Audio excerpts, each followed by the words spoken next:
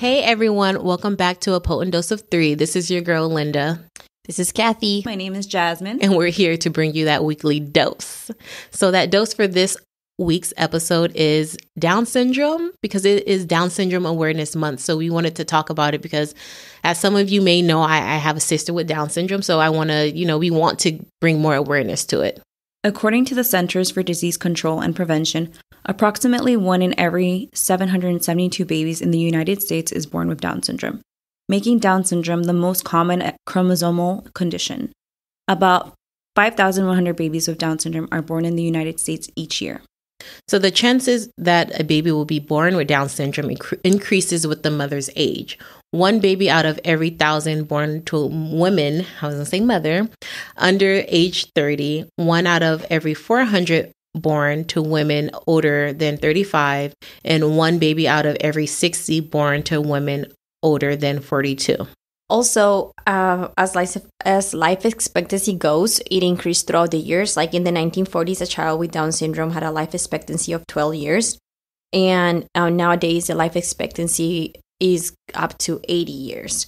I also, as I was reading and, learning, I learned that back in the day, children with Down syndrome were being institutionalized in these like health facilities where they wouldn't get the help that they needed because they were labeled as crazy, or because people just didn't know about the syndrome. And also doctors would deny surgeries that these children needed for their heart back in the day. So now when they become adults, their life expectancy goes down, and then they die in like between their 30s and their 40s. So nice. So I actually have some exciting news today. We actually have an extra dose. We have an extra dose, and we're so excited to bring this person on because she is a mother who recently had a child with Down syndrome. So she's just going to share, how it is raising a child with Down syndrome and what she wants others to know about Down syndrome. So let's get into it and let's meet our extra dose. let's go.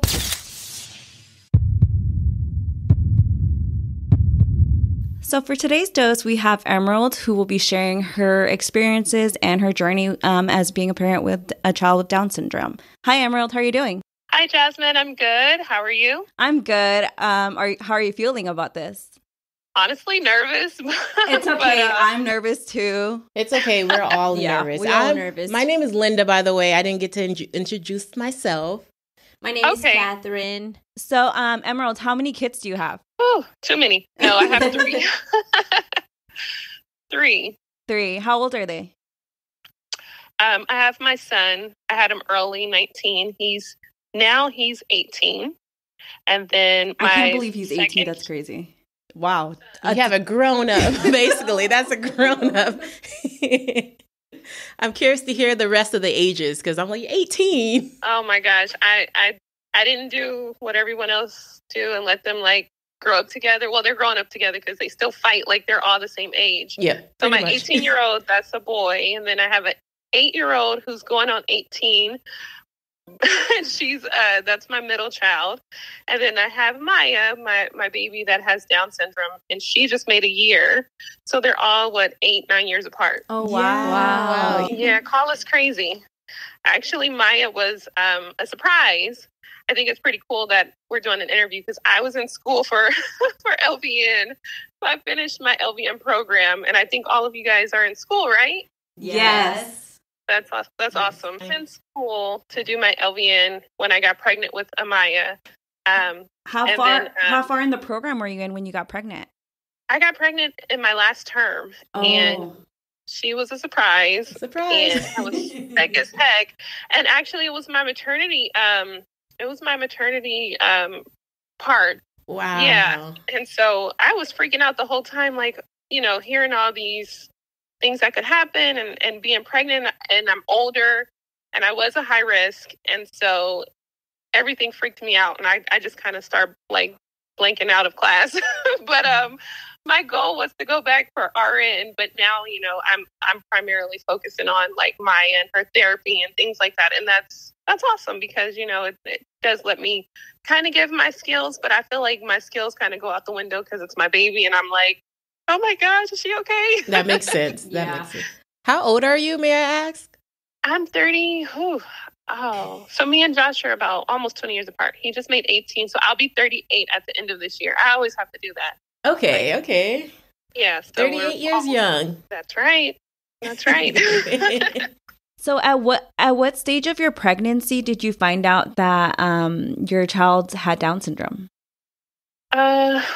So it was pretty early. I will say, I think I was about between 16 and 20 weeks for sure, because I did a blood test and, I think I did a blood test, and then they called me and said the doctor wanted me to do the repeat blood test because of something showed up. And I was like, well, what showed up? I think I was about 16 weeks around that time. And then he called me and he's like, well, don't worry about it. It could be a false positive. It's trisomy 21. And, I'm in maternity class, like freaking out and crying and like, what's going on. And then I decided, okay, well, I'm going to go this weekend to do my blood work to make sure everything's okay. So I think I did that at about 17 weeks. Mm-hmm. And it showed again. And so, I don't know, call it women's intuition. But I just was like, okay, if it showed up on the second test, I'm kind of like, that's what I'm putting in my mind and start preparing myself and my family. Okay. But then he told me also, oh, it still could be a false positive, even though it's a little bit, it's called the NIPT. I think you guys probably heard of that one, the blood test that you take, or the genetic test that you take when you're pregnant, NIPT. Yeah. Mm-hmm. And so he said, oh, you're getting ready to do your 20-week ultrasound, and that can show you like the soft markers for Down syndrome if it's a true, result.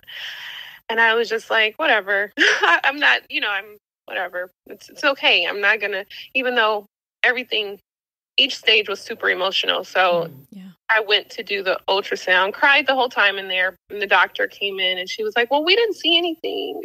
And this was, the 20-week, I think, is the big ultrasound. Mm-hmm. We didn't see anything to say that, that would show trisomy 21. But that doesn't mean that it's not there, and you should do the amnio, and it's not too late to terminate. And so my husband and I were just like, you know what? She was a surprise, but we're definitely not doing any termination of pregnancy. And then we were also, because, we just heard the heartbeat. Like, what the heck? Yeah, that'd be hard. The heartbeat, saw all her organs, everything's functioning. Like, there was no heart defects, no, because they can have heart defects and different issues that goes on with Down syndrome, but nothing showed up. And so we were just like, you know what? And we're not even going to do the amnio because that's also a risk. And I'm in school and I don't want to really have to take time off because, it's just a lot going on. And so we carried on in the pregnancy just as it was just a normal pregnancy. Yeah. How did you explain that to your children? And then I guess like the rest of your family members, were they supportive during this whole journey, like the pregnancy? Yeah, absolutely. So the kids, my son, because he's older, understood more. He just, I don't think it really settled for him until he actually saw her. And he was still kind of like in awe, like, oh my gosh, like I have a sister that has Down syndrome. Like he would sit there and tell me like, I just can't believe it. He was just like, he was more like shocked. And I think he used to come home a lot, like even before I had Maya, and would be like, I helped this kid today. And I think because we also have a cousin that has Down syndrome. And so he's like, I think the kid had Down syndrome, but I helped him in the bathroom. And so I think it was just like, it had to hit him when he saw her. Mm-hmm. So Amira, my daughter, she's just, I think, just excited to tell people. Like, she's not even like... That makes sense. Oh, this is my sister, and she has Down syndrome. And, she's just... Everybody thinks my sister is so cute, and they're very helpful too. Like they come to therapy appointments and they're cheering her on. And so they're very supportive. But I think, initially they had to see her. Sorry if you guys hear the dog in the background. We didn't hear any dog. Okay. The rest of the family, definitely supportive. There's some, people in the medical field as well, but also just wanted to make sure, make sure she's not having any major, organ issues that, was being told to me. And then I have a cousin who her daughter also has Down syndrome. And so she was just helping me through some of the difficult things that I still don't know. I'm still learning. Maya's only one. So it's just, I'm still learning about Down syndrome. And so I think every day it's just, you gain a little bit more from somebody. Like every day you get a lesson. Mm-hmm. Every day is different. Yeah, absolutely. So, my family also joke a lot. And so, I have my uncle, I had called him crying and he was like, "Oh, that's fine. We'll still kick her and pinch her and pull her." Yeah. Just treat her like we're not going to treat her any different. Yeah. Exactly. But do they do that? Because I feel like she's probably princess. She is princess right now, but no, my kids definitely pick on her. She's princess, but I'm sorry. I'm teaching her how to hit them back. I'm like, no. As she should. Speaking, because I actually have an older sister that has Down syndrome. And I treat her just like my other sisters and my other siblings. So I understand what the whole picking and thing, because my older sister that has Down syndrome, her name is Jade. And she picks on me right back. If anything, her comebacks are way better than mine. Oh, wow. Yeah, that's good. No, yeah, I think it's awesome because I don't want them to make her feel any different. Don't leave her out. Don't make her feel different. She's just the same. Yeah. And honestly, I do, speaking from experience, I feel like my sister, she's, I feel like having siblings has helped her develop more over the years. So the fact that your baby, she has older siblings, that's a great thing because she's going to try to keep up with them every step of the way. Oh, yeah. Definitely. We're watching her in occupational therapy. She has it on Fridays and she's not crawling yet. So she has some delays, but we don't really, honestly, we don't see it. She's a baby, so I don't see anything, but she's not crawling yet. And she, instead of crawling, she's trying to push up and what do they call it in yoga? The downward dog? I don't know. She's doing this V with her body. Oh, okay. Yeah, my son did it too. Is it not called scooting? No, it's not scooting because they're on their fours and they're walking. Oh, yeah. Hands. Yeah. Yeah. So she's not moving, but she's getting in that position she wants to walk. And I'm like, oh no, girlfriend, you need to slow down and crawl first. She's skipping the steps. Yeah. She's like, she don't got time for that. Yeah, she's like, no. Skip a few steps. So, trying Emerald, to keep up with the siblings. Yep. I have a question. So, how do you do it with your daily routine? Because I know you did mention you have two more kids, and do you work? How do you do it? Because I know just being a mom is it's a full-time job. So how do you do it with all your kids? And do you work? Are you thinking about going back to school, or you're just thinking about just taking care of Maya? So I was working. I was working from home.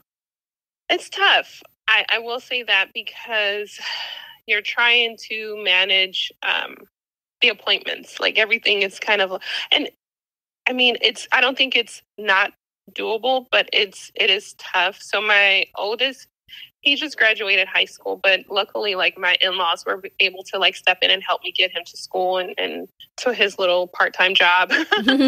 Congratulations. Thank you. So now he's in barber college, and he kind of sometimes drive on his own, or if I need the car, then my mother-in-law will take him. Amira's still remote learning. And so she does that through Oakland Unified. They have a remote program. And honestly, I have a lot of anxiety. I'm not even going to lie. It started probably pandemic. probably pre-pandemic, but the pandemic heightened it. And so I have a lot of like anxiety surrounding getting sick. Unfortunately, I'm like, so don't come in here with a cough, wear a mask. And then I don't know, like I'm still learning. So I did read somewhere that children that have Down syndrome, their immune systems can be a little weaker. And so I'm like a lot of people don't come around, unfortunately. Like we don't have a whole lot of visitors. So Amira's at home still because of that reason. So it's not that hard because I work from home and then Amira's in school at home. But then I do have to get up and go for therapy or, you know, her wellness visits. And so I'm just trying to manage everyone's schedule. I'm the house manager. So, and then my husband works full time. And so we're just, you know, I'm trying to, you know, play all the pieces and put them here and there. And, so I will say that I'm struggling sometimes, but then now that I'm not working, it might get easier. So we'll see. Okay. We'll see. So, I guess I have a question. What are some of the things you want others to know about raising a child with Down syndrome? It's definitely not for the faint of heart. I bet. I have had breakdowns and moments where I'm like terrified. But it's definitely not, you're not alone. I will say that. So, when I had her, you know, going into it, I knew a little bit about it, but, my pediatrician didn't know much. I mean, she knows, but, you know, she didn't have a baby that had Down syndrome. She had an older kid that she got, you know, how a provider leaves an office and then you kind of adopt that patient. So she adopted an older kid. And so, I guess because Maya didn't have major medical issues, I wasn't assigned a social worker. And so I kind of felt like it was like the blind leading the blind. Like I was like, what am I supposed to be doing? But there are resources. I was connected with the regional center. I was connected with Down syndrome connections of the East Bay. And so like that, and then just being, social media is like so big now as everything. I have friends all over the world now that I've never met in person, but we all support each other. One of my friends, her daughter just had her 3rd heart surgery. And so, yeah, and she was here. We were pregnant at the same time. I found her on Facebook and we were supposed to meet up, but, you know, life is lifing right now. And so she moved back to New York because she needed more support with her family. And her daughter just had her 3rd heart surgery. And we message each other all the time. And it's just like, you know, this is a season and we'll get through this. And so you do get support. And there are a lot of people out there who are, if not going through the same thing, they may have a little bit more complexities, but, you know, it's definitely, it's work, but at the end, you know, you definitely see rewards. Like I'm like sometimes just stuck looking at her and almost in tears, like, I can't believe she's mine. And she's doing this. And, you know, she's trying to stand up and, you know, there are definitely great moments. Like, I don't know who said they have the older sister, but I think having someone that has Down syndrome in your life, like you see life from a different angle. Like you see so much light and joy in my baby's face. Like she wakes up smiling. Yeah, like, always happy. Yeah, always happy. Always happy. Most it's lovable. Like, yeah, so lovable. I mean, don't get me wrong. She gets pissed off a lot. Yeah, that's Jasmine. Yeah, except when they're mad, when she's mad. Right. She gets that emotion too. But for the most part, like the light in her face is just like, sometimes it could just take all those worries away. And you're like, you know, you can do this. It's not unmanageable, but it is tough work. So, you know, be prepared to get down and dirty with it. So Emerald, I know you said you didn't get connected with a social worker. How did you overcome that? Like, I actually think it's strange that I feel like you should have gotten connected with a social worker. So I'm like kind of disappointed that you're saying that they didn't provide you a social worker. Yeah, so I delivered at Altibates. I'm not too sure why either. Before we were discharged, like we did a lot of testing. So she met with she did blood tests, she did her hearing test, all the newborn screening stuff, and then she also did a car seat test, and she did an echo. And I'm assuming because all of that came back clear or results were okay, they just let us go home, and we went home in the right amount of time frame, like 2 days, I think. She didn't pass her hearing test in the hospital, so we had to come back and we repeated it. But like no one said like, oh, you should talk to the social worker. Nothing. And then I think it wasn't until I met with the pediatrician and she said, contact the regional center. And she said, I have, and it was just because she has a niece who has a disability, not Down syndrome. She said, my niece, she's with the regional center and they provide services and all this stuff. And it's honestly, you just really don't know. Like I contacted them, didn't hear back for a few days, and I'm like, okay, I don't even know what I'm calling them for. Yeah. And then finally, one of the RNs called me back and did an evaluation and said, okay, she qualifies for services. And then I didn't hear back for like another month. And I'm like, what am I waiting for? What type of services am I waiting for? And then she started therapy at, I almost said CHO. She started at Children's, with a PT, OT. Well, OT wasn't until later. And that's another thing. I feel like we're really delayed on getting her services started because we didn't have a social worker. So because we didn't have one, Maya just started doing her OT weekly, like this month. Last month. And then PT is every other week. But I'm like, if we had a social worker, maybe we would have already had these services going and the delays wouldn't be so far behind. But like my husband keeps saying, don't think like that. Like she's in there now, like let's just move forward.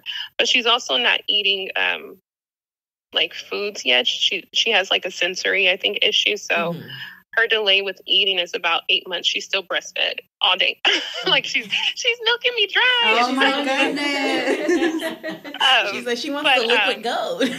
Yeah. And thank God, like she's not like super small, but so just not having connections with the social workers, I feel like has put me in like a situation of being delayed. You got to be able to advocate for yourself, honestly, for your kids, because if you don't, like you really don't know where to go. And so it's really good that I've been just reaching out to people. Like one time I even called one of the organizers from the Down Syndrome Connections, because I'm like, it's really tough working. How am I supposed to do this? And she was like, you can try to do in-home support services, but they won't qualify you until blah, blah, blah. So it's just like so many like moving parts. Yeah. Have you heard it's a lot of moving parts. Have you heard of Monos Home Health? I don't know. So Monos Home Health, it's like an organization, and they provide like respite care, or if you need like a babysitter, if you wanted to, take time for yourself some days. Yeah. So I know that's another good service that I use for my sister Jade when I sometimes just need like time for myself. Okay. She does Monos. I've heard of them. I also know that regional centers, someone just told me that they also will pay for respite. Okay. I think with respite, though, do they give you guys a provider? So like a caregiver? You can either, like, if you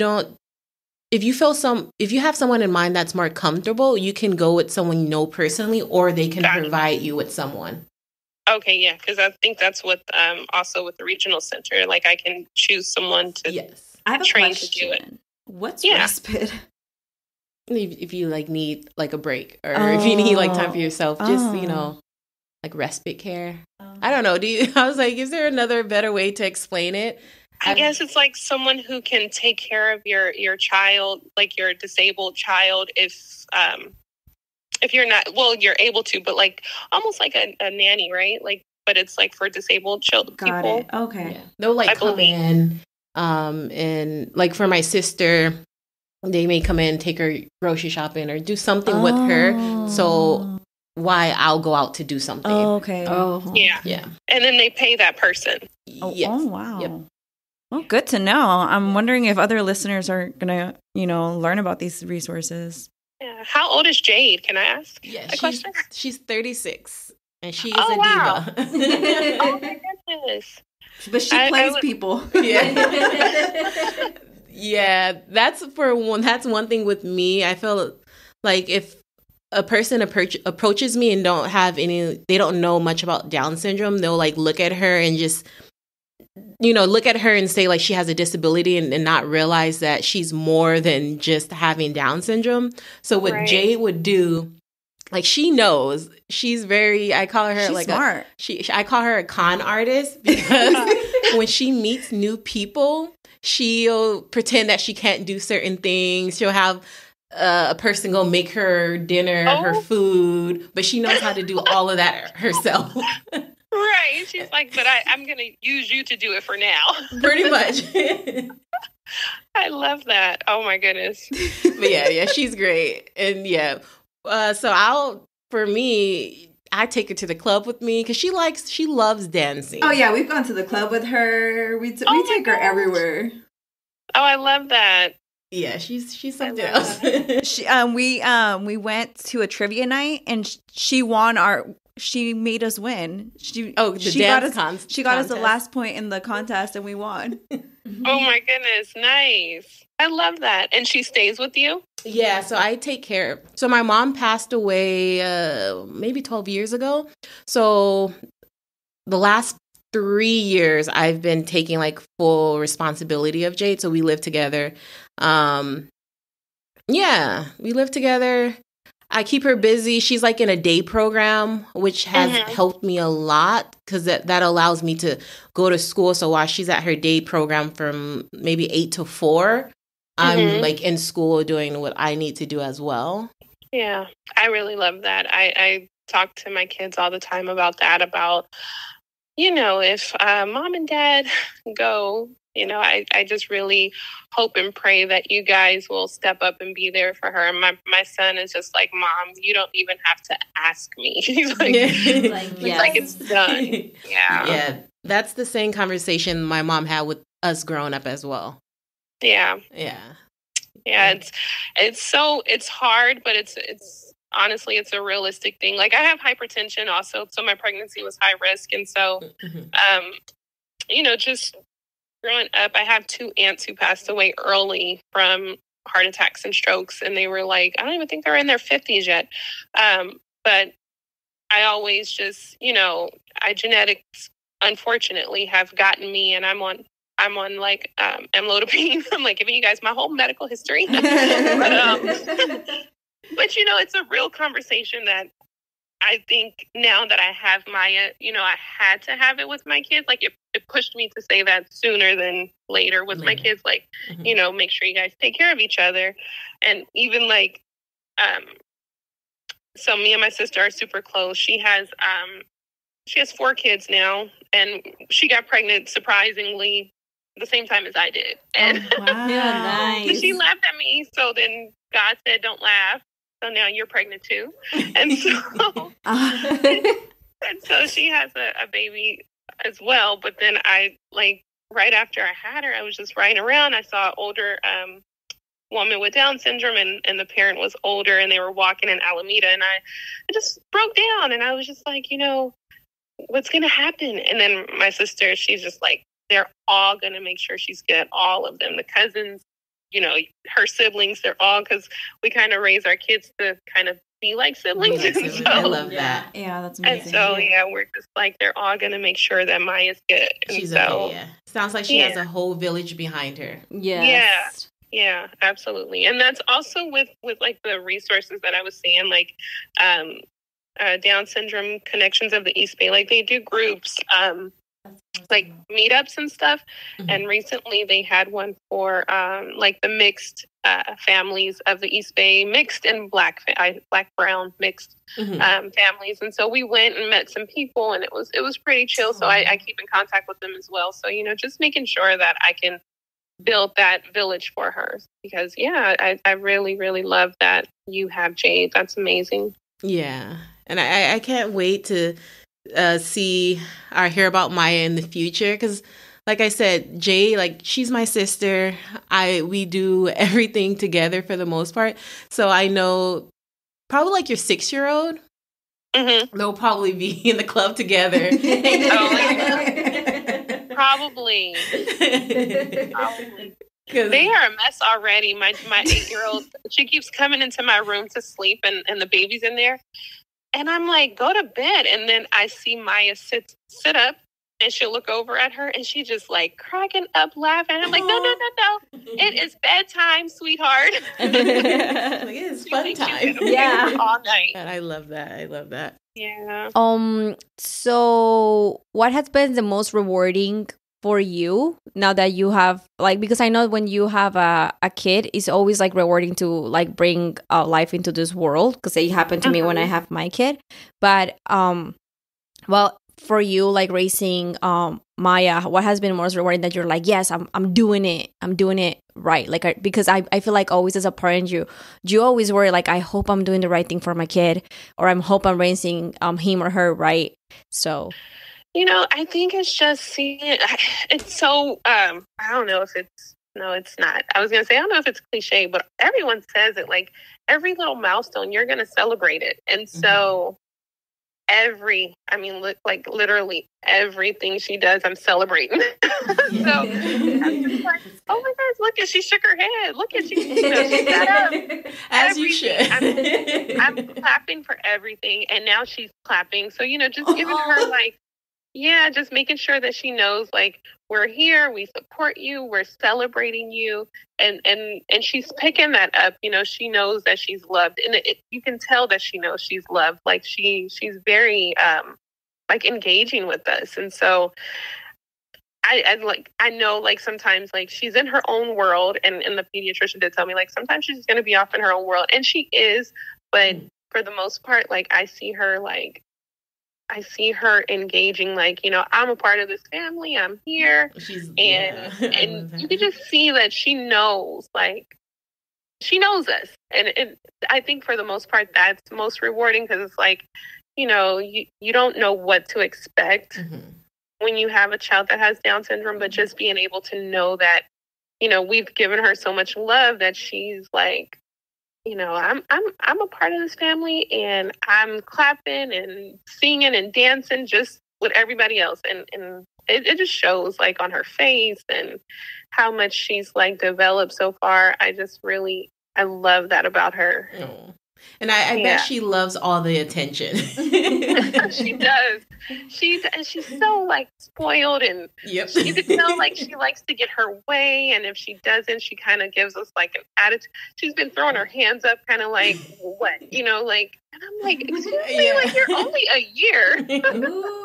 Look, that's my sister now, and she's 36.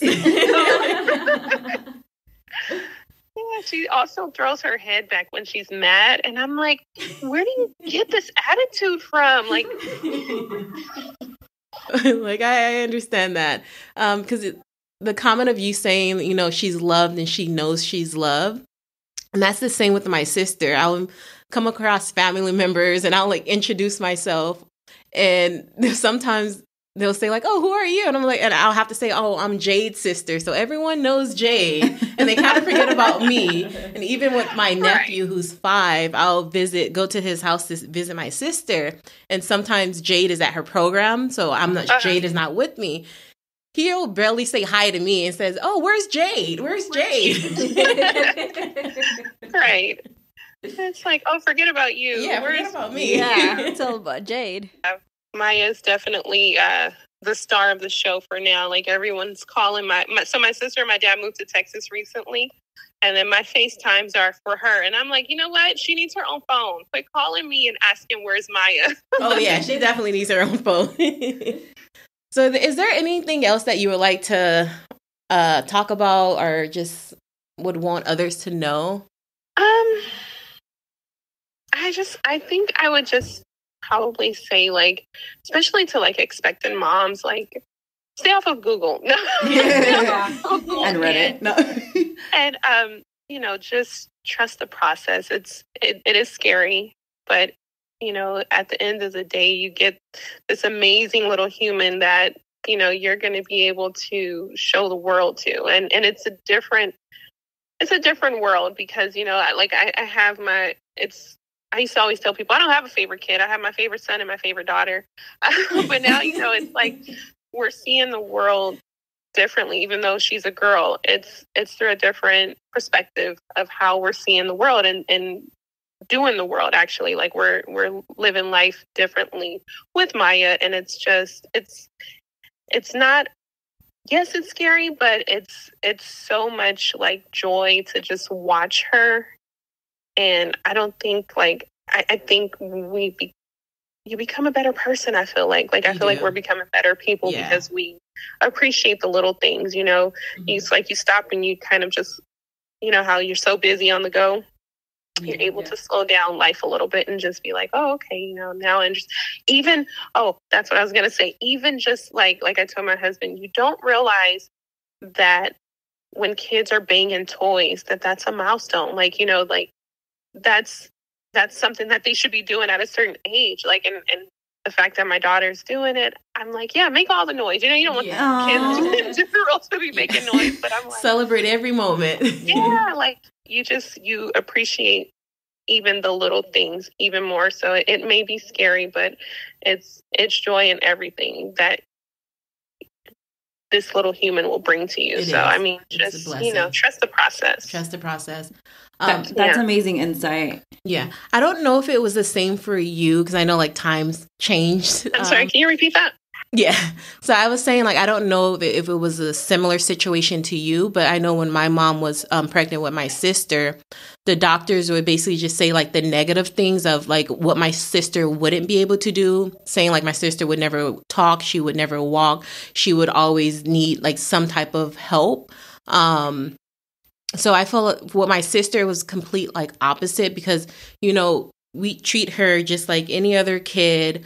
So we basically was helping her along the way, and she overcame so many obstacles that the doctors and everyone would say that she wouldn't achieve. So I was just saying that celebrate every moment because the doctors can't say they don't have the final word or the final say of what your child can and can't do.